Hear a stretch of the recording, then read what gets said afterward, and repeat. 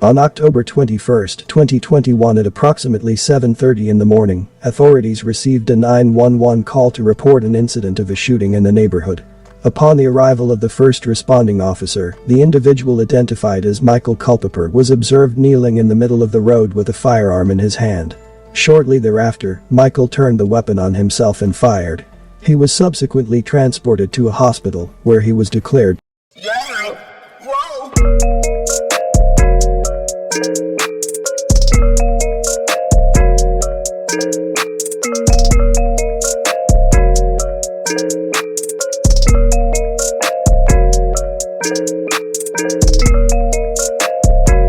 Todd-Town family, what's the biz? Y'all already know what it is, man.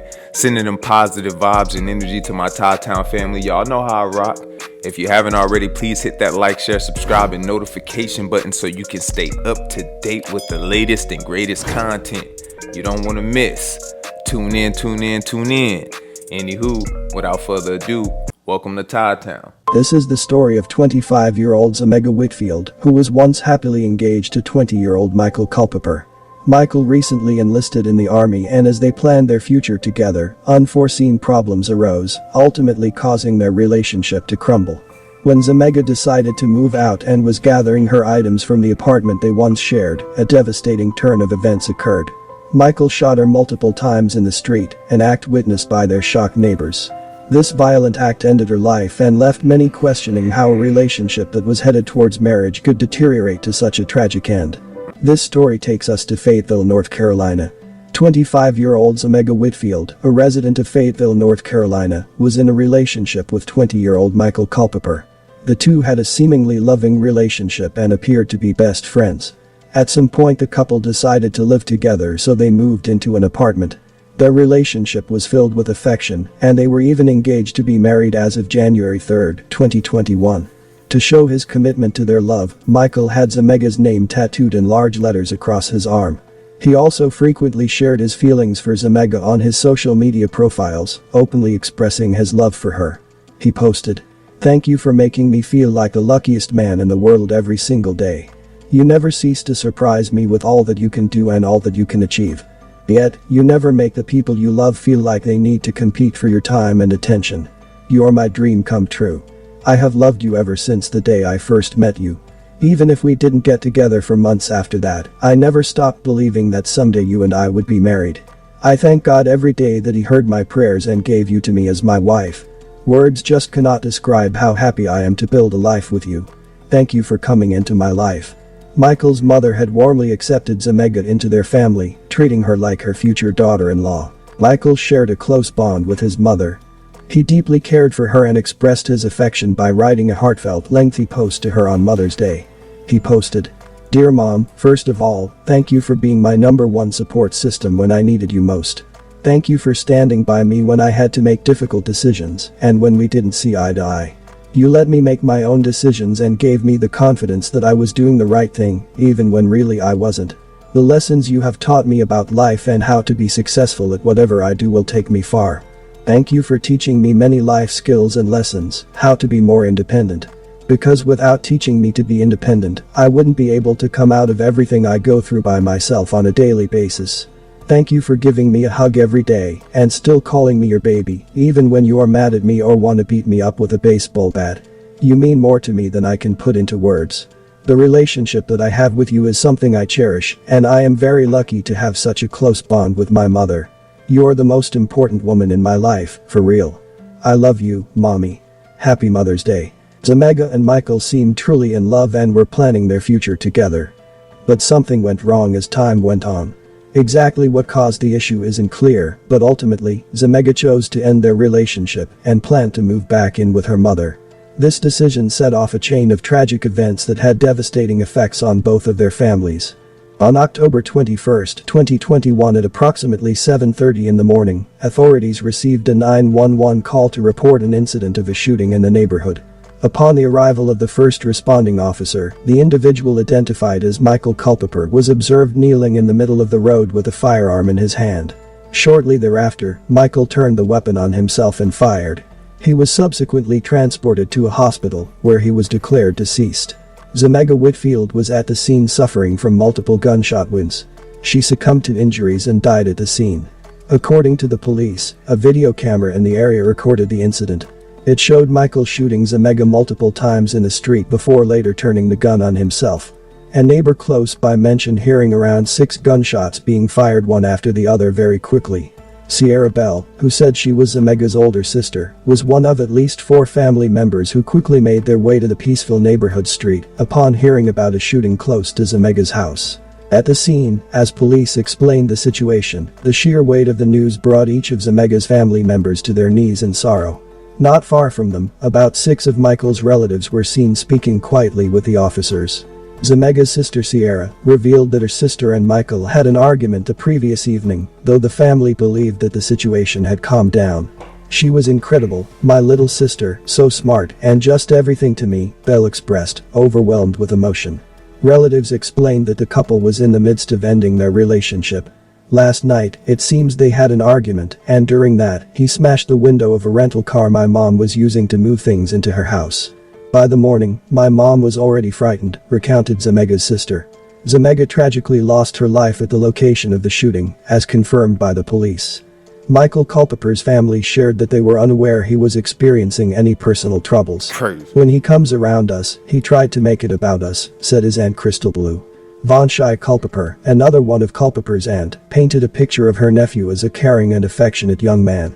She also took the moment to advise other families to step in and offer support if they notice signs of distress in their loved ones. "Anybody that has a family member that's going through suicide or thoughts of hurting themselves, anybody that's going through abusive relationships, or anybody who's going through a hard time. I just ask that somebody reach out to them and hold them close," she said. "Don't give up on them because you never know when will be the last time you see them," she said. She mentioned that Michael Culpeper had just celebrated his 20th birthday on September 16th and had recently joined the army. "It feels like we're living in a nightmare," she expressed. This tragic event marked the 4th homicide linked to domestic violence within the city and the surrounding county so far at that time. Fayetteville police just releasing new information in a murder suicide. Police say 25-year-old Zemega Whitfield was shot in the middle of the road. This happened this morning in the 700 block of Miller Avenue. When police arrived on that scene, they found 20-year-old Michael Culpeper on his knees in the street holding a gun. They say he turned the gun on himself, and detectives have determined that the couple was in a relationship. The shooting comes during Domestic Violence Awareness Month. Today, State Attorney General Josh Stein joining a panel with Interact to discuss domestic violence. Stein saying the pandemic has posed a new danger for domestic violence victims. 2 families are grieving, and both families are trying to figure out why the relationship had to end this way. I guess last night they had got into it, whatever, and then he had busted my mom rental car window because they was moving stuff in her house. And next morning, my mom, she said she was already scared. Anybody who's going through a hard time, I just ask that somebody reach out to them and hold them close, call them, text them. Don't give up on them, even when they try to let you out their life. The tragic demise of Zemega is a heartbreaking reminder of the potential dangers inherent in personal relationships. She had hoped to part ways from a relationship she once believed might lead to marriage, without ever anticipating that the individual she cherished would end up causing her harm. It's a cruel fate that no one should endure. Zemega deserved the chance to move forward and embrace life's possibilities. My condolences to her friends and family. May you continue to heal and one day find peace. Thanks for watching, and I will see you in the next video. This dude is in a relationship calling his mom mommy. That's a red flag within itself. I don't know, man. Anytime you writing long paragraphs like that, man, I always find that to be red flags. I mean, don't get me wrong.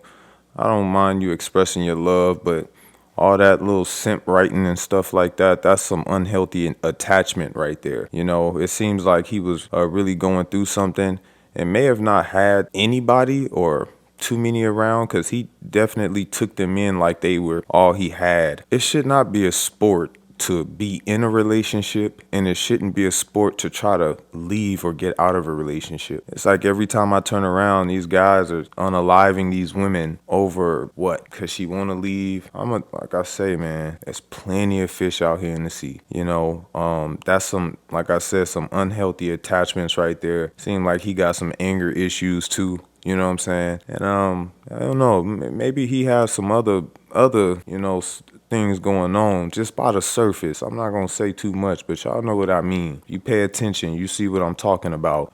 This is unfortunate, and they were young, 20 and 25. That's another red flag. I tend to like to date older women, but you know, sometimes in this new generation, it just seems like immaturity is a thing. You know what I mean? Back in, you know, that's a gap right there, 20 to 25.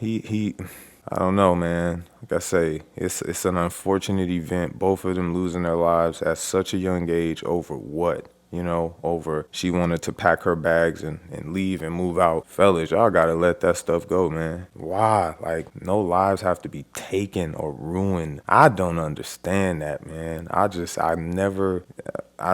don't get it, man. And I continue not to get it. You know, it's unfortunate. We gotta do better. And it's, you know, it's just seemed like a never-ending thing right now, especially in today's age. Like I said, every time I turn around, these type of stories are being planted and put out there. Yeah, and ultimately, man, if someone wants to leave you, just let them leave. Like I say, man, you'd be surprised at how your life would turn around. You know what I mean? When you let go and just kind of do your thing, man, it's things out there for you. But as long as you holding on to that attachment, you'll never understand that. You'll never find it. You'll never know what it was like because you're trying to hold on to something that don't want you. I've never understood that. I don't want to be nowhere where I'm not wanted. I don't want to be nowhere where I'm not welcome. So I don't get that. You know what I mean? Once you let me know, hey, all right, cool, I understand. You know what I'm saying? So I don't understand that mindset. I've never had to, you know, it's an unfortunate thing. RP to both of them, man. RP to her, RP to him. They say it ain't no time to bash. This is obviously some type of, you know, illness that's going on, and we gotta find truth to it, man. And unfortunate. Hey, man, I want to appreciate everybody for tuning in. Another one, Todd-Town. I want to appreciate all the love and the support. I see everybody out there. I see y'all rocking, man. If you haven't already, please hit that like, share, subscribe, and notification button so you can stay up to date with the latest and greatest content. And like always, I'm checking out. Peace. Yeah.